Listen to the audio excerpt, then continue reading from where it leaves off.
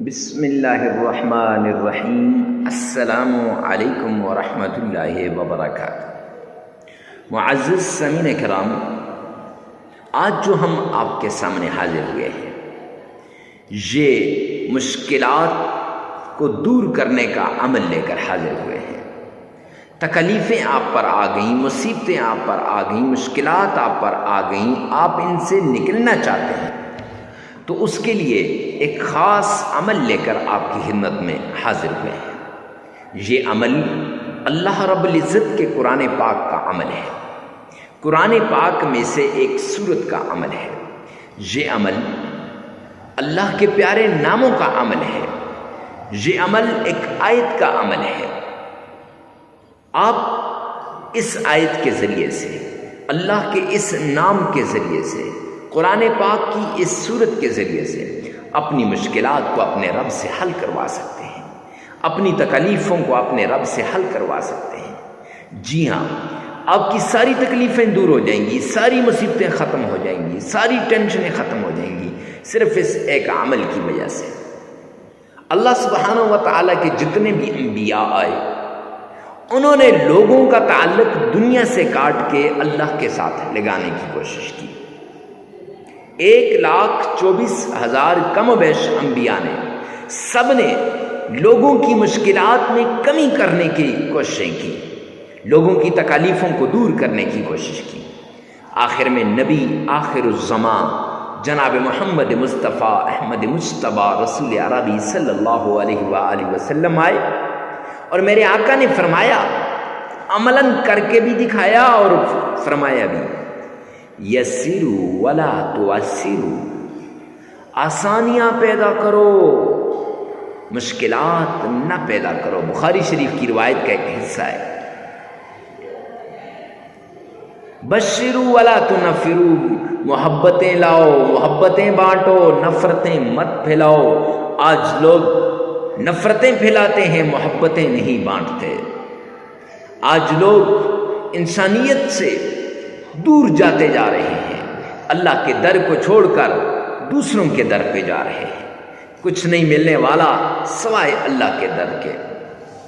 یعنی کسی نے کاروبار کو اپنا سب کچھ مان لیا، کسی نے اپنی دکان کو، کسی نے اپنی فیکٹری کو، اور کوئی کہتا ہے بس یہاں سے نہیں۔ اگر اللہ کو ناراض کرو گے، رب کائنات کی قسم کچھ بھی نہیں ملنے والا۔ وہ آتے ہیں نا، ومن اعرض عن ذکری، قرآن میں یہ آیت ہے قرآن پاک کی، اللہ فرما رہے ہیں ومن اعرض عن ذکری فإن له معیشۃ ضنکا، کہ جو میرے ذکر سے اعراض کرے گا، جو مجھ سے دور بھاگے گا، جو مجھ سے نظریں کترائے گا، فرمایا میں اس کی معیشت کو تباہ و برباد کر کے رکھ دوں گا۔ اللہ فرما رہے ہیں معیشت تباہ ہو جائے گی، اور تباہ کرنے والا کون ہے؟ اللہ ہے۔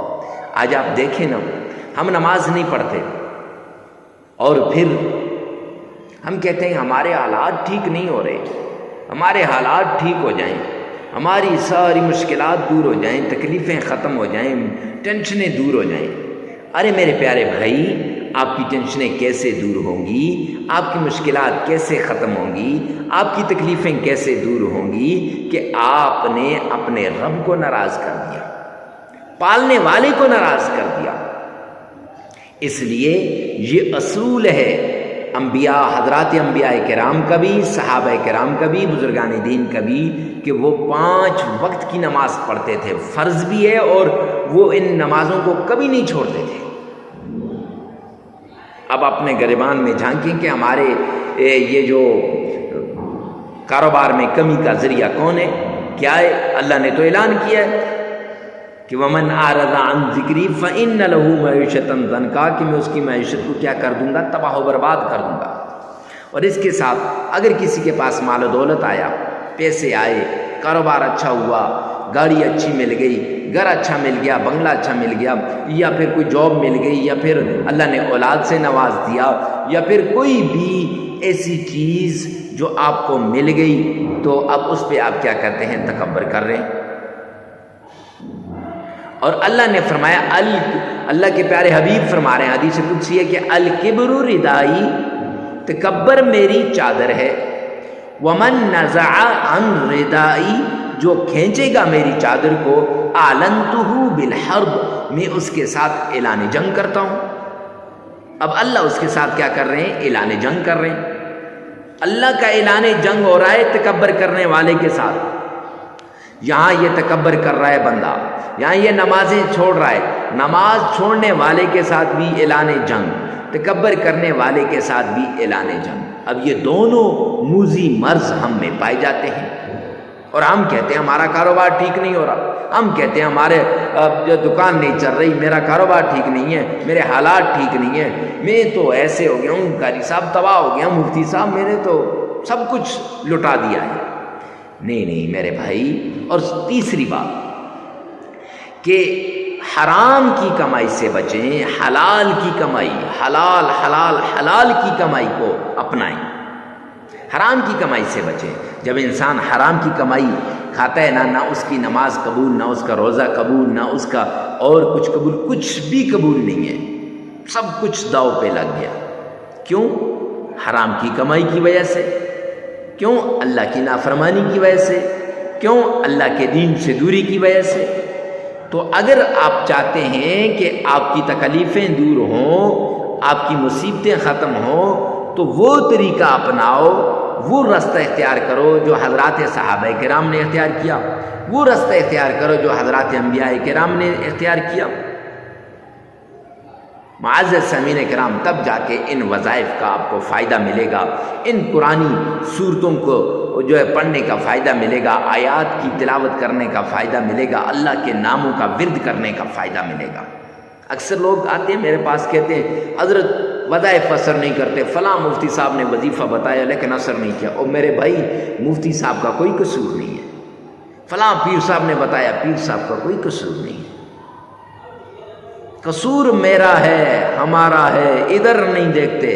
حالانکہ حدیث پاک میں آتا ہے الکیس من دان نفسہ، عقل مند وہ ہے جو یہاں دیکھتا ہے، وعمل لما بعد الموت، اور وہ اعمال کرتا ہے جو مرنے کے بعد کام آتے ہیں۔ ہم ان عارضی کاموں کی وجہ سے ہم اپنی آخرت کو ہم بلا دیتے ہیں، اپنے رب کو ہم بلا دیتے ہیں، اور اپنی آخرت کی فکر نہیں کرتے۔ جب آخرت کی فکر نہیں کرتے، رب کائنات کی قسم ہماری آخرت تباہ و برباد ہو جاتی ہے، آخرت تو کیا دنیا بھی تباہ ہو جاتی ہے۔ جب ہم رب کے بنیں گے، رب ہمارا بنے گا، پھر معاملات ٹھیک ہو جائیں گے۔ تو کوئی بھی عمل کرنے سے پہلے ان تین باتوں کا لازمی آپ نے نوٹ کرنا ہے۔ یہ مبادیات میں سے ہیں، یہ ہر عمل کی شروع میں یہ بہت ضروری ہیں۔ کوئی بھی عمل ہو، کیسا بھی عمل کیوں نہ ہو، اس سے پہلے یہ بہت ضروری ہے۔ معزز سامعین کرام، ہر عمل کا آپ کو پتہ ہونا چاہیے اللہ کے ناموں میں طاقت ہے۔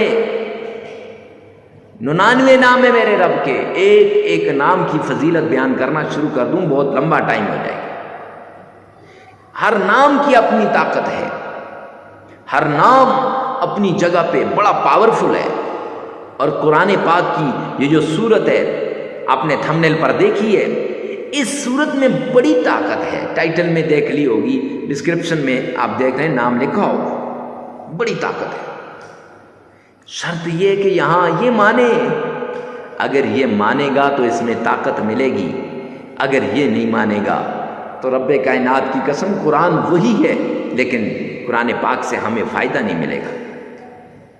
کیونکہ فرمایا نا اولئک علی ھدی من ربہم، ٹھیک ہے، آگے ھدی للمتقین، ہدایت ہے متقین کے لیے، فائدہ ہوگا نیک لوگوں کو۔ یعنی ہدایت کیسے ملے گی؟ نیک لوگوں کو۔ تمہیں اور آپ اگر اللہ کے حضور گڑگڑائیں گے، اللہ سے مانگیں گے، تو انشاءاللہ اس قرآن پاک کی آیت کا ہمیں فائدہ ہوگا۔ یہ جو آپ نے دیکھی ہے یہ آیت آپ کی زندگی کو تبدیل کر کے رکھ دے گی۔ ہزاروں لوگوں کی زندگیوں کو رب کائنات کی قسم اس آیت نے تبدیل کیا ہے۔ ویسے نہیں، لیکن شرط یہ ہے کہ یہ تین باتیں ہوں کہ ایک تو نماز کی پابندی، دوسرا پھر آپ نے یہ جو جھوٹ سے، یہ کیا کہتے ہیں، تکبر سے بچنا ہے، اور تیسری بڑی بات، معزز سامعین کرام، حرام کی کمائی سے بچنا ہے۔ یہ شرائطیں، ہر عمل سے پہلے یہ شرط ہے۔ اور چوتھا، بڑے اخلاص کے ساتھ، بڑی توجہ کے ساتھ، بھرپور طریقے کے ساتھ آپ نے اس عمل کو کرنا ہے۔ اکیلے میں جا کر، تنہائیوں میں جا کر، یکسو ہو کر آپ یہ عمل کر لیں، انشاءاللہ یہ عمل آپ کی مشکلات کو دور کر دے گا، یہ عمل آپ کی تکلیفوں کو دور کر دے گا۔ پرانی سی پرانی بیماری کیوں نہ ہو، جڑ سے اکھڑ کے رہ جائے گی۔ اللہ کے نام میں وہ طاقت ہے، اللہ کے قرآن میں وہ طاقت ہے، قرآن پاک کی صورتوں میں وہ طاقت ہے۔ یہ جو ورد بتائے جانے، احادیث کی اندر جو اوراد آتے ہیں، ان میں وہ طاقت ہے۔ ویسے تو نہیں کہتے، بزرگان دین نے اس پر عمل کیا ہوتا ہے۔ پھر بتائیے، اب اکثر لوگ چھوٹی سی ویڈیو دیکھی شروع سے اور آخر سے، بس جی حضرت مفتی صاحب ہو گیا ہمارا کام۔ اب پھر جب وہ عمل کرتے ہیں، عمل کرنے کے بعد انہیں فائدہ نہیں ہوتا، پھر ہمارے پاس بھاگتے ہیں، حضرت مفتی صاحب اس کا کوئی فائدہ نہیں ہوا۔ اور میرے بھائی، میرے چاند، میرے لاڈلے، فائدہ کیسے ہوگا؟ فائدہ تب ہوگا جب آپ یہ عمل کریں گے، فائدہ تب ہوگا جب آپ اس طریقے سے اس کو کریں گے، فائدہ تب ہوگا جب آپ ان شرائط پہ عمل کریں گے۔ آپ شرائط پہ عمل کرتے نہیں، آپ شرائط کو پس پشت ڈال دیتے ہیں اور پھر کہتے ہیں کہ فائدہ نہیں ہوا۔ اس لیے کوئی بھی عمل ہے، کتنا بھی کیسا بھی عمل ہے، اللہ کے نام کا عمل ہو، قرآن کی سورت کا عمل ہو، قرآن کی آیت کا عمل ہو، اس عمل کو کرنے سے پہلے آپ نے ان شرائط کو لازمی کرنا ہے۔ اور اس عمل سے پہلے تو بہت ضروری ہے، جس عمل کے لیے آپ نے کلک کر کے اس ویڈیو پہ آئے ہیں، اس عمل کے لیے یہ شرائط بہت ضروری ہے۔ معزز سامعین کرام، اپنے گریبان میں جان کر اپنے عملیات کو ٹھیک کریں، انشاءاللہ اللہ اس کا ہمیں فائدہ دے گا۔ وہ اتنا فائدہ ہوگا کہ آپ سوچ بھی نہیں سکتے۔ اللہ کے غیبی خزانوں سے آپ کو ملے گا، اللہ کے رحمت کے دروازے کھل جائیں گے، اللہ سبحانہ و تعالیٰ کے رحمت کے جتنے بھی دروازے ہیں سب آپ کی طرف متوجہ ہو جائیں گے۔ اور سب سے بڑی بات، آخری شرط، تنہائی میں، اکیلے میں، یکسو ہو کر آپ نے یہ عمل کرنا ہے۔ تنہائیوں میں چلے جانا ہے، وقت کی کوئی قید نہیں ہے، جگہ کی بھی قید نہیں ہے کہ فلاں جگہ بیٹھ جاؤ، فلاں جگہ بیٹھ جاؤ، مسجد میں بیٹھ جاؤ، آستانے میں بیٹھ جاؤ، خانقاہ میں بیٹھ جاؤ۔ نہیں نہیں نہیں، آپ کا جہاں جی چاہتا ہے وہاں بیٹھ کر تنہائی کے اندر آپ نے اس عمل کو کرنا ہے، کیونکہ جتنا اپنے رب کی طرف آپ متوجہ ہوں گے نا، رب کائنات کی قسم، اتنا فائدہ ہوگا، اتنا آپ کا رب آپ کو عطا کرے گا۔ تو آئیے چلتے ہیں عمل کی طرف۔ بسم اللہ الرحمن الرحیم۔ السلام علیکم ورحمۃ اللہ وبرکاتہ۔ معزز سامعین کرام، آج جو ہم آپ کے سامنے حاضر ہوئے ہیں، یہ استغفار کا عمل لے کر حاضر ہوئے ہیں۔ اکثر لوگ استغفار کا وظیفہ تو کرتے ہیں اور استغفار کا عمل کرتے ہوئے وہ بہت بڑی غلطی پر ہوتے ہیں۔ کئی لوگ میرے پاس آتے ہیں، کہتے مفتی صاحب آپ نے فلاں بیان میں قرآن پاک کی آیات پڑھ کر بتایا تھا کہ استغفار کا عمل وہ اولاد کے لیے، رزق کے لیے، مال کے لیے، برکت کے لیے کیا جا سکتا ہے، لیکن جب ہم اس عمل کو کرتے ہیں تو پھر وہ عمل مفید نہیں ہوتا، اس عمل کا ہمیں کوئی فائدہ نہیں ہوتا۔ تو اس کی کیا وجہ ہے؟ جب پوچھنے سے ان سے پوچھا گیا تو پوچھنے سے پتہ چلا کہ وہ استغفار کا عمل غلط کر رہے ہیں۔ معزز سامعین کرام، جو لوگ استغفار پڑھتے ہیں اور استغفار کا عمل کرتے ہیں اور استغفار کرتے ہیں، یہ بھی غلط کرتے ہیں، اور جو لوگ استغفار کرتے ہیں، یہ بھی غلط کرتے ہیں۔ ارے مفتی صاحب، تو پھر ٹھیک کون سا ہے وہ بھی تو بتا دیجئے، پھر اس کا عمل کون سا ہے وہ بھی تو بتا دیجئے۔ تو معزز سامعین کرام، آج کی اس ویڈیو کے اندر آپ کو وہی عمل بتانے لگا ہوں، وہی صحیح طریقہ بتانے لگا ہوں، وہی قرآنی عمل بتانے لگا ہوں، وہی احادیث سے ماخوذ عمل بتانے لگا ہوں کہ جس کے ذریعے سے آپ صحیح طریقے سے استغفار کر سکتے ہیں، اور استغفار والا عمل جب آپ کریں گے تو رزق میں برکت ہو جائے گی، مال میں برکت ہو جائے گی، اولاد میں برکت ہو جائے گی۔ اللہ سبحانہ و تعالی آپ کو غیب کے خزانوں سے عطا فرمائیں گے، رزق بھی ملے گا، مال بھی ملے گا، عزت بھی ملے گی، شہرت بھی ملے گی، کاروبار بھی ترقی کرے گا، اور سب سے بڑھ کر اللہ کی ساری نعمتیں آپ کی طرف متوجہ ہو جائیں گی۔ یہ ایک عمل نہیں ہے، بلکہ یہ اللہ کی رحمت کے دروازوں کو کھلوانے کی چابی ہے۔ یہ ایک عمل نہیں ہے، بلکہ یہ اللہ کے غیبی خزانوں کے دروازوں کو کھلوانے کی چابی ہے۔ یہ ایک عمل زندگیوں کو بدلنے والا عمل ہے۔ یہ ایک عمل ساری مشکلات کو ختم کرنے والا عمل ہے۔ یہ ایک عمل تقدیر کے بند تالوں کو کھلوانے والا عمل ہے۔ یہ ایک عمل آپ کے نصیب کے بند تالوں کو کھلوانے والا عمل ہے۔ یہ ایک عمل رب کائنات کے خزانوں سے لینے کا ذریعہ ہے۔ تو معزز سامعین کرام، جب یہ عمل اتنا اونچا ہے، اتنی اونچی شان والا ہے، تو کیسے اس کے ذریعے سے آپ کو سب کچھ ملے گا؟ تو وہ آپ کو میں بتاتا چلوں کہ اس کے ذریعے سے آپ کو اس طریقے سے ملے گا کہ صحیح طریقے سے آپ نے ویڈیو کو سننا ہے اور صحیح طریقے سے اس پر عمل کرنا ہے۔ جب آپ صحیح طریقے سے اس کو سنیں گے اور اس پر عمل کریں گے تو انشاءاللہ آپ کو فائدہ ہوگا۔ تو آپ کو میں صحیح طریقہ بتانے لگا ہوں کہ کیسے آپ نے استغفار کا صحیح عمل کرنا ہے اور کتنی بار کرنا ہے، آگے چل کر ویڈیو میں بتا دوں گا۔ تو استغفار کا عمل شروع کرتے ہیں۔ سب سے پہلے آپ نے آمنہ کے لال عبداللہ کے در یتیم جناب نبی کریم صلی اللہ علیہ وآلہ وسلم کی شان میں درود پاک پڑھنا ہے۔ لیکن درود پاک پڑھنے سے پہلے آپ نے آمنہ کے لال کے حکم پر عمل کرتے ہوئے صدقہ دینا ہے۔ اب صدقہ کتنی بار دینا ہے، کیسے دینا ہے، یہ آپ کو بتا دوں گا۔ اور صدقے سے مفتی صاحب ہوتا کیا ہے؟ معزز سامعین کرام، صدقے سے سب سے بڑی جو بات ہے کہ آفات، مصیبتیں، تکلیفیں، پریشانیاں یہ ختم ہو جاتی ہیں صدقہ دینے سے۔ آئندہ آنے والی ساری تکلیفیں ختم ہو جاتی ہیں۔ جب انسان صدقہ دیتا ہے تو صدقے سے حالات بدل جاتے ہیں، رزق میں برکت ہو جاتی ہے، مال میں برکت ہو جاتی ہے، دولت میں برکت ہو جاتی ہے، اور ہر چیز میں اللہ رب العزت برکت عطا فرماتے ہیں۔ لیکن صدقہ دینا کسے ہے؟ غریب، فقیر، مسکین، محتاج، لاچار، ضرورت مند، ان لوگوں کو آپ نے صدقہ دینا ہے۔ اور کتنا دینا ہے؟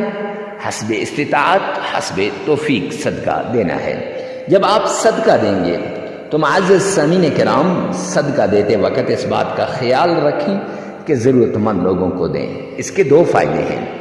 ایک فائدہ تو یہ ہے کہ آپ کا صدقہ صحیح جگہ پہ لگ جائے گا، اور دوسرا فائدہ اس کا یہ ہے کہ جب آپ صدقہ دیں گے تو معزز سامعین کرام، صدقہ دینے سے غریب کی ضرورت پوری ہوتی ہے۔ وہ اللہ سے دعا کرتا ہے، اے کریم رحیم مولا، تو میری ضرورتوں کو پورا فرما دے۔ جب اس کی ضرورت پوری ہوتی ہے تو پھر وہ کہتا ہے، اے کریم رحیم مولا، جس نے میری ضرورتوں کو پورا کیا، یا رب ذوالجلال، تو اس کی ضرورتوں کو غیب کے خزانوں سے پورا فرما دے، غیب کے خزانوں سے۔ تو معزز سامعین کرام، یہ دعا دل سے نکلی ہوتی ہے۔ جو ہی یہ دعا دی جاتی ہے، اللہ رب العزت ایسی دعا کو فوراً قبول فرما لیتے ہیں۔ تو آپ نے اس لیے غریب کو صدقہ دینا ہے، حسب استطاعت، حسب توفیق، جتنی آپ کی جیب اجازت دیتی ہے اتنا آپ نے صدقہ دینا ہے۔ صدقہ دینے کے بعد آپ نے آمنہ کے لال عبداللہ کے در یتیم جناب نبی کریم صلی اللہ علیہ وآلہ وسلم کی شان میں درود پاک پڑھنا ہے۔ تو معزز سامعین کرام، آئیے میرے ساتھ مل کر درود پاک پڑھیے گا۔ اللهم صل على محمد وعلى آل محمد كما صليت على إبراهيم وعلى آل إبراهيم إنك حميد مجيد اللهم بارك على محمد وعلى آل محمد كما باركت على إبراهيم وعلى إبراهيم إنك حميد مجيد. معزز سامعین کرام، 3 مرتبہ یہ درود پاک آپ نے پڑھ لینا ہے، اور اس کے بعد آپ نے 3 مرتبہ درود پاک پڑھنے کے بعد 3 مرتبہ درود پاک پڑھنے کے بعد آپ نے استغفار کی تسبیح کرنی ہے. کیا؟ استغفر اللہ استغفر اللہ، یہ 313 مرتبہ آپ نے پڑھنا ہے. لیکن یاد رکھیں کہ استغفر اللہ ربی من کل ذنب و اتوب الیہ، یہ استغفار ہے، اکیلا استغفار کچھ بھی نہیں ہے. استغفر اللہ استغفر اللہ استغفر اللہ، یہ آپ نے 313 مرتبہ پڑھ لینا ہے. اور 313 مرتبہ پڑھنے کے بعد آپ نے اللہ کا نام، پیارا نام یا رزاق یا علیم، یہ آپ نے اس کو بھی 313 مرتبہ پڑھ لینا ہے. اور پھر آپ نے اس کے بعد درود پاک پڑھنا ہے، اور درود پاک وہی جو ابھی ہم نے پڑھا ہے، درود ابراہیمی، جو آپ دن میں 5 مرتبہ پڑھتے ہیں. درود پاک پڑھنے کے بعد معزز سامعین کرام عمل مکمل ہو جائے گا. لگاتار 7 دن یہ عمل کریں، پھر اس کے بعد زندگی کا معمول بنا لیں. 313 مرتبہ صبح کے وقت، 313 مرتبہ شام کے وقت استغفار کریں. استغفر اللہ استغفر اللہ. ویڈیو کو ثواب کی نیت سے صدقہ جاریہ سمجھ کر آگے شیئر کرنا مت بھولیے گا. اللہ میرا اور آپ کا حامی و ناصر ہو. والسلام.